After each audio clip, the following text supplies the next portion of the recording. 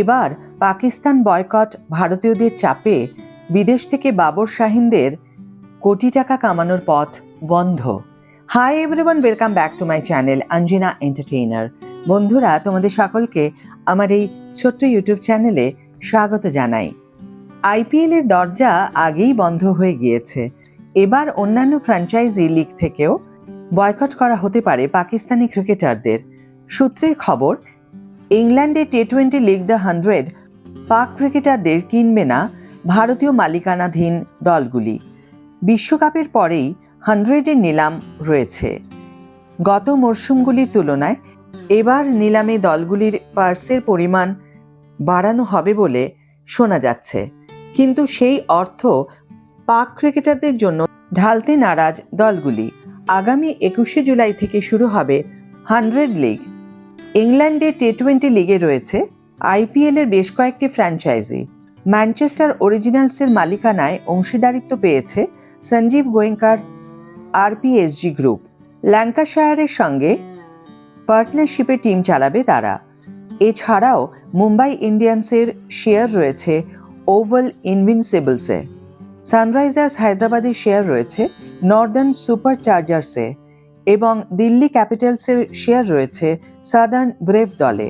অর্থাৎ 8 দলের মধ্যে 4টিতেই রয়েছে ভারতীয় মালিকানা।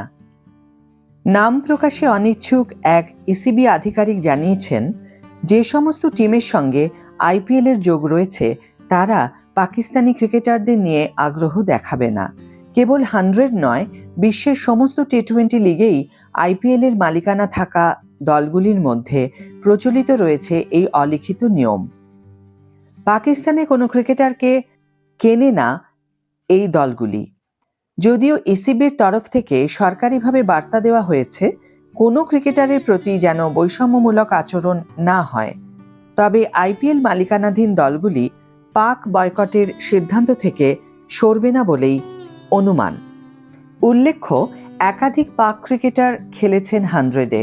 সেই তালিকায় রয়েছেন ইমাদ ওয়াসিম, মোহাম্মদ আমের, শাহিন আফ্রিদি, শাদাব খান, হ্যারিস রউফরা। তবে পাকিস্তানের মহিলা ক্রিকেটারদের কেউই 100-এ খেলেননি। প্রসঙ্গত, দক্ষিণ আফ্রিকার SA-20 লিগে পাকিস্তানের কোনো ক্রিকেটারকে দেখা যায়নি। সংযুক্ত আরব আমির শাহের লিগেও আইপিএল এর দলগুলি পাক ক্রিকেটারকে সই করায়নি। সেই বয়কটের ধারা বিলেত ভূমেও অব্যাহত থাকবে বলেই মত ওয়াকিবহল মহলের। আজকের ভিডিও এখানেই শেষ করছি বন্ধুরা। ভিডিওটি যদি ভালো লেগে থাকে তাহলে অবশ্যই একটি ছোট করে লাইক দিও, শেয়ার করো বন্ধুদের সাথে, কমেন্ট করে তোমাদের মতামত অবশ্যই জানিও। যারা এখনো আমার চ্যানেলটিকে সাবস্ক্রাইব করোনি তারা অবশ্যই চ্যানেলটিকে সাবস্ক্রাইব করে আমার পাশে থেকো, আর যারা অলরেডি সাবস্ক্রাইব করে দিয়েছো তাদের জন্য আমার অনেক ভালোবাসা এবং অনেক ধন্যবাদ। আজ তাহলে বিদায় বন্ধু, দেখা হবে পরের ভিডিওতে। ভালো থেকো, সুস্থ থেকো, সঙ্গে থেকো।